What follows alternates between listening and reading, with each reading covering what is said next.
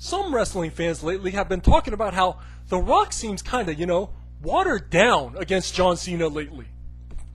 Well, duh! Of course they have to water down The Rock against John Cena, because it's not a fair fight! In every aspect important to being a wrestler, persona, charisma, mic skills, ring work, fan support, The Rock utterly dominates John Cena, right? The Rock versus Cena is one of those matches where at first it seems like this big dream match, but then you realize it's not even close, right? It's like Superman versus Batman or Godzilla versus King Kong, At first it's like, wow, two big names. But then you realize, wait a minute, it's completely one-sided, Superman would destroy Batman in like 1 minute, right? Heck, he's faster than a speeding bullet. It might not even take that long. Godzilla is this big thing that's the size of a building and shoots flames out of his mouth. What's King Kong, A big gorilla that climbs a building, It's not close, right? So when they have matches like these, they have to water down one side, make one side smaller, and try to push the other side up. And that's exactly what they're doing with The Rock and John Cena, right? The Rock virtually dominates John Cena in every category so much that in order for the WWE to promote this as this big match of the century that they seem to want it to be, it's almost necessary for them to create this artificial balance, right? It's not going to work, but they're going to keep trying.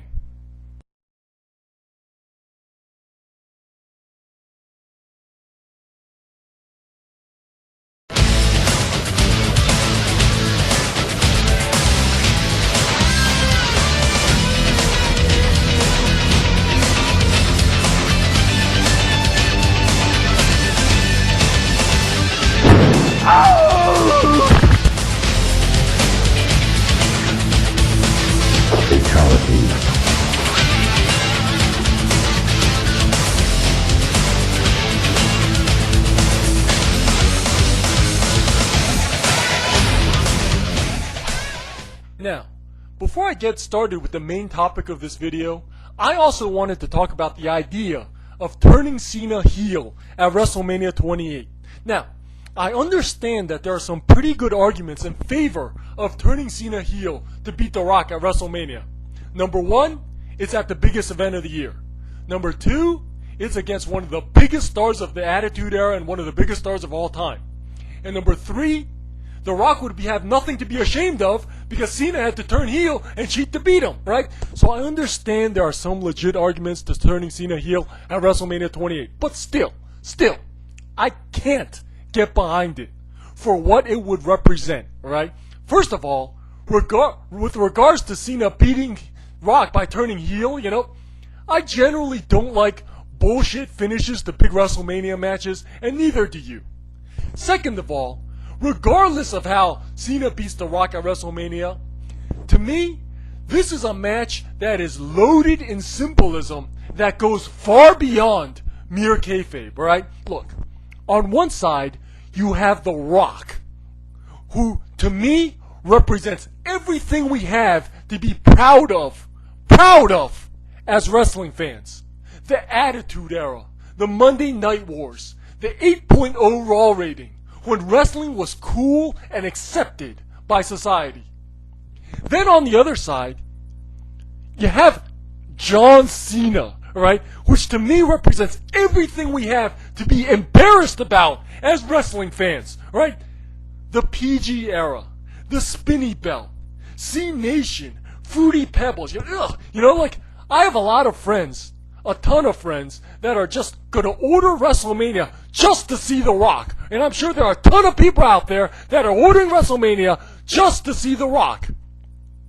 The image of C-Nation pinning the Great One in the middle of the ring might be just the last straw that just turns them off from wrestling forever, right? The symbolic violation is just too strong, in my opinion. Look, if you were going out to a very crowded public place and you could only pick between wearing a Rock shirt, a Great One shirt, or one of those Fruity Pebble Cena shirts, which one would you pick? I think every single one of us would be picking the exact same shirt because one represents everything we have to be proud of and one represents everything we have to be embarrassed about, right? So despite there being some legit arguments in favor of Cena beating The Rock, despite the fact that Cena's the full-time wrestler and Rock's the part-time wrestler, the bottom line is this. Do you really want that image of C-Nation pinning the People's Champion in the middle of the ring, the great one, right? For me, the answer is never! And one more thing. I don't know how anyone can disagree that the build-up to The Rock versus Cena has been completely lackluster, right? There's no storyline. There is no storyline. It's just them talking back and forth, you know? The Rock says something. Oh! Then Cena says something. Oh! Then The Rock says something back. Oh! He really got him that time. That's it? That's the build-up? Remember when we had things like Austin versus Rock or Hulk Hogan versus Macho Man? The mega powers that actually had storylines that the fans can follow? You know, now it's just babbling back and forth and people are wondering why the ratings aren't skyrocketing? You know, and the WWE is advertising this as once in a lifetime? You know, once in a lifetime? Does that mean the WWE guarantees that there's gonna be no rematch? Or is it just all bullshit? Alright, but enough about WrestleMania 28 for now. For the main part of this video, I wanted to talk about wrestling in general and its disconnection with the wrestling fans, right? Because when you look at things like Eric Young as a knockout tag team champion or Michael Cole versus Jerry Lawler at WrestleMania, to me there is clearly a large gap between what the fans want and what wrestling is giving us, right? It's the size of the Grand Canyon at this point, right? So I wanted to start a series of videos on my opinions on the various disconnections that wrestling has currently with its fans. This is chapter 1. This is what I call the Everyman Fallacy.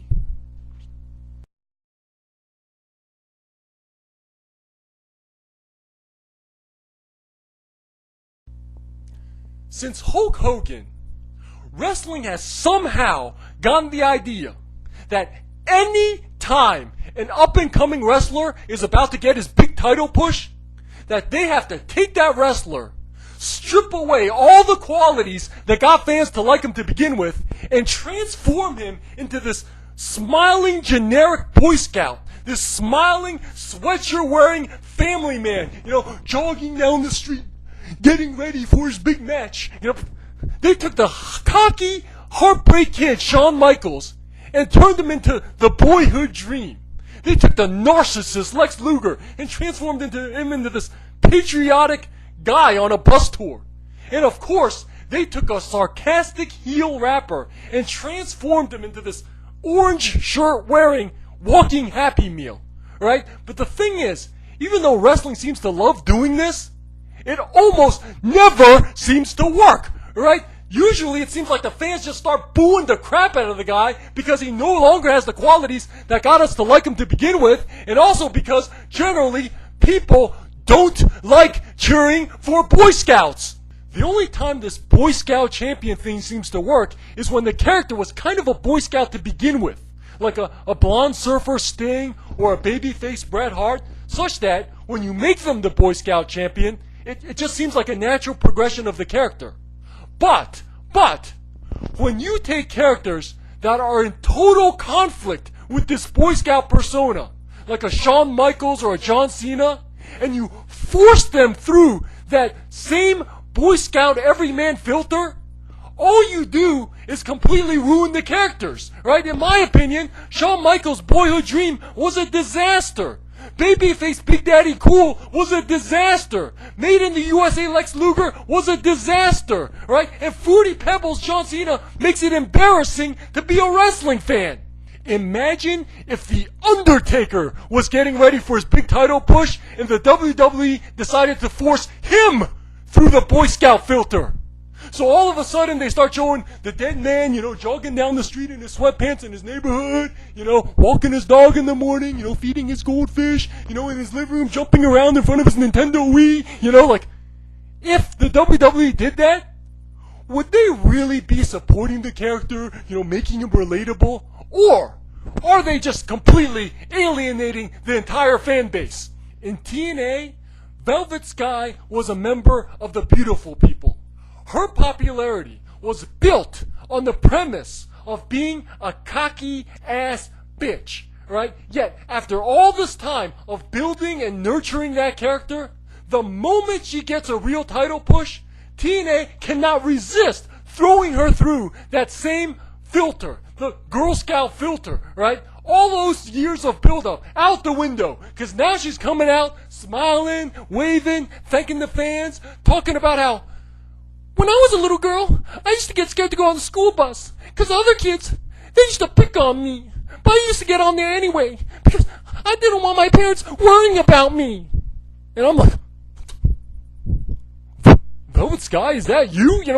All that time of build-up out the window just because of this unexplained tradition of pre-title push character decimation. This whole idea that when a wrestler is going for the world title, that you need to transform him into this Rocky Balboa, this Boy Scout everyman fighting against the odds, is totally outdated and it needs to go. Nobody wants to cheer for the Boy Scouts. And one of the reasons the Attitude Era was so badass is because it ditched this stupid premise, right? If you put The Rock and Stone Cold and all the badasses on one side and then all the Boy Scouts on the other side, which side are you on? I think it's clear. Nobody wants to cheer for the Boy Scouts.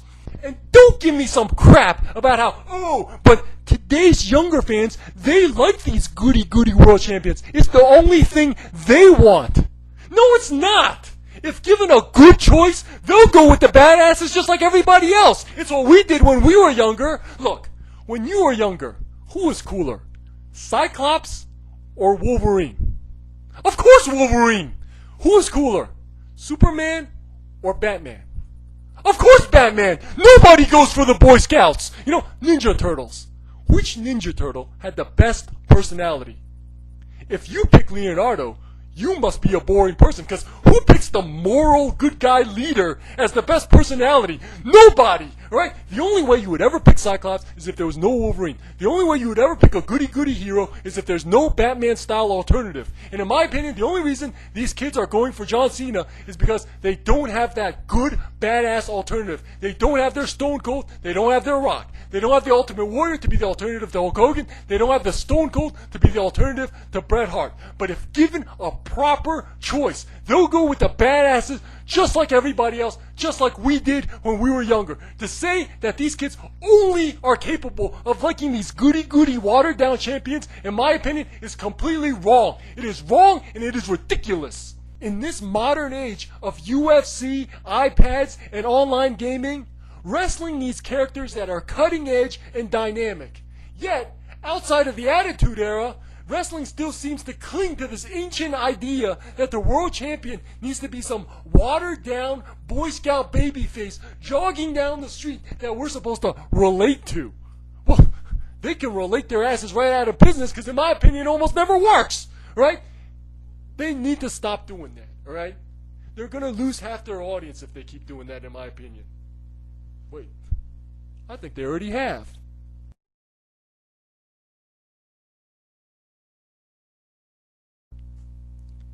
If I had to pick between a Rock t-shirt and a Cena t-shirt, I would clearly pick the Cena t-shirt. And what do you got against orange shirts anyway?